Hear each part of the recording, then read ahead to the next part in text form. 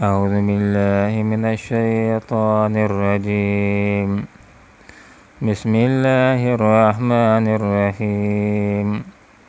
فبدأ بأوعيتهم قبل وعاء أخيه ثم استخرجها من وعاء أخيه كذلك كدنا ليوسف ما كان ليأخذ أخاه في دين الملك إلا أن يشاء الله نرفع درجات من نشاء وفوق كل ذي علم عليم.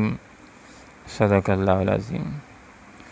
سبحانک لا علم لنا الا ما علمتنا انک انت العلیم الحکیم. فبدا پس اس نے شروع کیا تلاش کرنا بأوعیتہم ان کی بوریوں سے قبل وعاء اخیہ اپنے بھائی کی بوری سے پہلے ثم استخرجہا پھر برآمد کر دیا اس پیالے کو اس پیمانے کو من وعاء اخیہ اپنے سگے بھائی کے تھیلے سے کذالک اسی طرح کدنا ہم نے تدبیر کی یوسف علیہ السلام کے لیے ما کان لیأخذ کیونکہ اس کے لیے اختیار نہ تھا کہ وہ پکڑتا وہ اپنے بھائی کو فی دین الملک بادشاہ کے قانون کے مطابق الا یشاء اللہ سوائے اس کے کہ جو اللہ چاہے نرفع ہم بلند کرتے ہیں درجات درجے من اس کے نشاء جس کی ہم چاہیں وفوق کل ذی علم اور بالا تر ہے ہر علم والے سے علیم ایک علم والا. جس وقت ملازمین نے بادشاہ کے پیالے کو گم پایا ان کے ذہن کے اندر یہ بات آئی کہ پیالہ تھوڑی دیر پہلے تو موجود تھا کہ جس کے ذریعے سے کنہانی قافلے کے لیے ہم غلے کو بھوریوں کے اندر بھر رہے تھے. کنہانی قافلہ روانہ ہو چکا ہے، پیمانہ غائب ہے. ہو سکتا ہے انہی میں سے کسی نے اپنے سامان کے اندر اس پیمانے کو رکھ دیا ہو. ملازمین قافلے کے پیچھے جاتے ہیں، پکارنے والا ان کو پکارتا ہے کہ تم چور معلوم ہوتے ہو. قافلے والے پوچھتے ہیں، یوسف علیہ السلام کے بھائی پوچھتے ہیں کیا چیز تمہاری گم ہو گئی ہے؟ وہ کہتے ہیں کہ ہم بادشاہ کا پیالہ گم پاتے ہیں، اور ان کے سامنے پیشکش بھی رکھتے ہیں کہ جس کے سامان کے اندر موجود ہے اور وہ خود اس کو پیش کر دے، نہ صرف اس کو معاف کر دیا جائے گا بلکہ ایک پیمانہ بھر غلہ اس کو فری کے اندر دے دیا جائے گا، بطور انعام کے دے دیا جائے گا. یوسف علیہ السلام کے بھائیوں نے یہ بات کہہ دی کہ ہم اس وطن کے اندر غلہ لینے کے لیے آئے ہیں، یا خرابی کرنے کے لیے، چوری کرنے کے لیے نہیں آئے. تو ملازمین نے ان سے پوچھا کہ اچھا خود یہ بات بتلا دو کہ اگر واقعی تمہارے کسی فرد کے سامان میں سے پیالہ نکلا تو سزا کیا ہوگی؟ تو یوسف علیہ السلام کے بھائیوں نے سزا ذکر کر دی کہ وہ خود ہی اس کی سزا ہو جائے گا، وہ خود ہی اس کا بدلہ ہو جائے گا. حضرت یعقوب علیہ السلام کی شریعت کے اندر جو چور کی سزا تھی بیان کر دی کہ جو شخص کسی کی چوری کرتا تھا تو اس کو ایک عرصہ تک کے لیے جس کی چوری کی ہوتی تھی اس کے ہاں غلام رکھ لیا جاتا. اس قافلے والوں کو ملازمین حراست میں لے لیتے ہیں، بادشاہ کے سامنے پیش کرتے ہیں.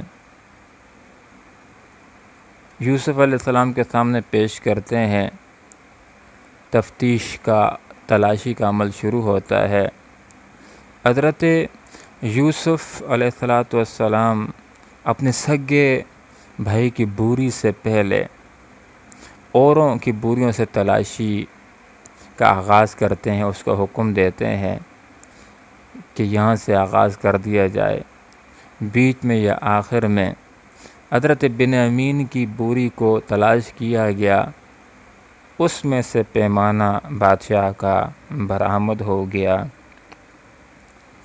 اس طرح خود ان کے زبانوں سے نکلے ہوئے قانون کے مطابق، حضرت یعقوب علیہ الصلاۃ والسلام کی شریعت والے قانون کے مطابق حضرت یوسف علیہ السلام کے لیے اپنے بھائی کو اپنے پاس رکھنا ممکن ہو گیا۔ اللہ رب العالمین نے ارشاد فرمایا کذالک کدنا لیوسف، اس طرح ہم نے یوسف علیہ السلام کے لیے تدبیر کی اپنے بھائی کو اپنے پاس روک رکھنے کی، اور اللہ نے ارشاد فرمایا کہ حضرت یوسف علیہ السلام کے لیے یہ بات مناسب نہیں تھی کہ بادشاہ کے قانون کے مطابق اپنے بھائی کو اپنے پاس رکھ لیتا، اس لیے کہ بادشاہ کا قانون، مصر کا یہ قانون تھا کہ چور کو ڈانٹ ٹپٹ کی جاتی، اس کو جرمانہ کیا جاتا، جس کی چوری کی ہوتی تھی چور سے ڈبل مال لے کر کے اس کو دلوا دیا جاتا، اور پھر چور کو چھوڑ دیا جاتا تھا۔ گویا کہ بادشاہ کے قانون کے مطابق اپنے پاس حضرت بنیامین کو نہیں رکھ سکتے تھے۔ حضرت یعقوب علیہ الصلاۃ والسلام کی شریعت کے مطابق بھائی کو اپنے پاس روک رکھ سکتے تھے، تو اللہ تعالیٰ نے اس کا یہاں پر تذکرہ کر دیا الا ان یشاء اللہ، سوائے اس کے جو اللہ چاہے۔ گویا کہ اللہ رب العالمین ہی نے یہ چاہا کہ حضرت بنیامین کو یوسف علیہ السلام کے پاس روک رکھا جائے۔ ملازمین پوچھ لیں، یوسف علیہ السلام کے بھائی خود یہ بات بتلا دیں کہ ہاں چور کی سزا یہ ہوگی کہ اس کو آپ رکھ سکتے ہیں۔ یہ تدبیر حضرت یوسف علیہ السلام کے ذہن کے اندر اللہ رب العالمین نے ڈالی۔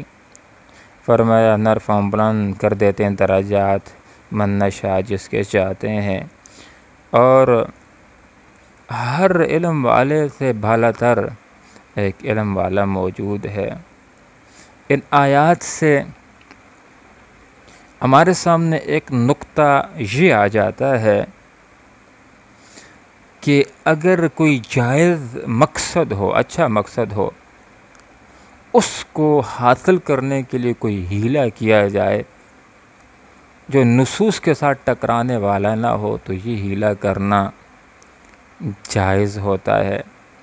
جیسے کہ حضرت یوسف علیہ السلام نے ہیلہ کیا اپنے بھائی کو اپنے پاس ٹھہرانے کا۔ دوسری بات، ان آیات سے ہمارے سامنے یہ بھی آ جاتی ہے کہ ایک آدمی جو اہتمام کے ساتھ اللہ کے قانون کے مطابق چلنے والا ہو، چلنے کا ارادہ رکھتا ہو، اور اس کی پوری زندگی اللہ کے قانون کو جاری اور نافذ کرنے کے لیے گزرنے والی ہو، ہر موقع کے اوپر اللہ کے قانون کے مطابق، اللہ کے نظام کے مطابق زندگی گزارنے والا ہے، اگر کہیں ایسا موقع آ جاتا ہے کہ اس کے قدم نامناسب اٹھ نہ جائیں، کسی اور قانون کے مطابق اس کے قدم چل نہ جائیں، اس موقع کے اوپر اللہ تعالیٰ اس کی حفاظت فرماتا ہے، اور صحیح راہ کے اوپر چلنے کی، صحیح قانون کے اوپر چلنے کی، عمل درآمد کرنے کی اللہ تعالیٰ اس کو توفیق عنایت کرتا ہے۔ اور ان آیات سے ہمارے سامنے نقطہ یہ بھی آ جاتا ہے کہ حضرت یوسف علیہ السلام نے اپنے بھائی کو اپنے پاس بلانے کے لیے تدبیر کی، حتیٰ کہ اس کو اپنے پاس روک رکھنے کی بھی تدبیر کی، اور اپنا آپ ہی اس کے اوپر ظاہر کر دیا کہ میں یوسف تمہارا بھائی ہوں، لیکن بہت عرصہ گزرنے کے بعد، حتیٰ کہ اب بھی اپنے باپ کو کوئی خبر نہیں پہنچا رہے کہ میں حیات ہوں، مصر کا بادشاہ بن چکا ہوں، اور میرے حوالے سے آپ فکر نہ کیجئے۔ اس لیے ان کو یہ خبر اپنے حوالے سے نہیں دی کہ ابھی اللہ رب العالمین کی طرف سے حضرت یوسف علیہ السلام کو اس بات کی اجازت نہیں تھی، اس لیے کہ یوسف علیہ السلام کی جدائی کے بعد اللہ رب العالمین کو حضرت بنیامین کی مفارقت کے ذریعے سے حضرت یعقوب علیہ السلام کا ایک اور امتحان بھی مقصود تھا۔ دیکھتے ہیں کہ یعقوب علیہ السلام صبر کریں گے یا نہیں۔ حضرت یعقوب علیہ السلام بھی امتحان کے اندر سرخرو ہوتے ہیں، کامیاب ہوتے ہیں، اور پھر اللہ تعالیٰ بطور انعام کے ایک نہیں دونوں بیٹوں کے ساتھ ملاقات کرواتے ہیں، ان کی آنکھیں ٹھنڈی کرتے ہیں۔ ان آیات سے ایک نکتہ ہمارے سامنے یہ بھی آ جاتا ہے کہ دین کا اصل مفہوم کیا ہے۔ دین صرف نماز، روزے، حج، زکوٰۃ کو نہیں کہا جاتا، ذکر فکر کو نہیں کہا جاتا۔ دین در حقیقت زندگی گزارنے کے طریقے کو کہا جاتا ہے۔ جو آدمی مکمل اللہ رب العالمین کی بندگی کرنا چاہتا ہے، اس کو دین اللہ کے اوپر عمل کرنا پڑے گا، اللہ کے قانون کے اوپر عمل کرنا پڑے گا، اسلامی نظام کو نافذ کرنا پڑے گا اور اس کے اوپر عمل درآمد کرنا پڑے گا۔ ان آیات سے ہمارے سامنے ایک سبق یہ بھی آ جاتا ہے کہ اللہ رب العالمین جس کو بلند درجے دینا چاہے ضرور عطا کر دیتا ہے۔ حضرت یوسف علیہ السلام کو اللہ تعالیٰ نے بلند درجے عطا کیے، ان کے بھائیوں کے اوپر اللہ تعالیٰ نے ان کو فوقیت دے دی، اور اللہ تعالیٰ جس کو چاہتا ہے علم دے کر کے اس کی عزت کے اندر اضافہ فرما دیتا ہے۔ یہ علم اللہ رب العالمین کی طرف سے ایک بہت بڑی دولت ہے، اس کو حاصل کرنے کی کوشش کرنی چاہیے، اللہ سے دعا بھی مانگنی چاہیے۔ وفوق کل ذی علم علیم کے اندر ایک نقطہ ہمارے سامنے یہ بھی آ جاتا ہے کہ اگر کوئی آدمی محسوس کرتا ہے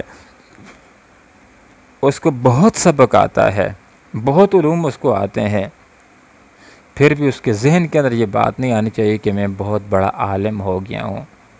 اس کے ذہن کے اندر یہ نقطہ ہونا چاہیے کہ اس سے بھی بڑا کوئی عالم دنیا کے اندر موجود ہو سکتا ہے۔ کوئی علم رکھنے والا ہے، اس سے دوسرا زیادہ علم رکھنے والا موجود ہے، کوئی تیسرا علم رکھنے والا ہے، اس سے زیادہ علم رکھنے والا بھی موجود ہے، اور ان سب سے بڑھ کر کے علم رکھنے والا ہے وہ اللہ رب العالمین کی ذات بابرکات ہے، کہ جس کو حاضر کا علم بھی ہے، جس کو غائب کا علم بھی ہے۔ اللہ رب العالمین سے دعا کرتے ہیں کہ اللہ تعالیٰ اسلامی نظام کو نافذ کرنے کے لیے جد و جہد کرنے کی توفیق عطا فرمائے۔ اللہ تعالیٰ ہمیں اس بات کی توفیق عطا فرمائے کہ ہم اپنی انفرادی زندگیاں بھی اللہ تعالیٰ کے احکامات کے مطابق گزاریں، اور اپنی اجتماعی زندگی کو بھی اللہ رب العالمین کے قانون کے مطابق گزاریں۔ اللہ اسلامی نظام کو نافذ کرنے کے لیے ہمیں جدوجہد کرنے کی توفیق عطا فرمائے۔ آمین۔ وآخر دعوانا ان الحمد للہ رب العالمین۔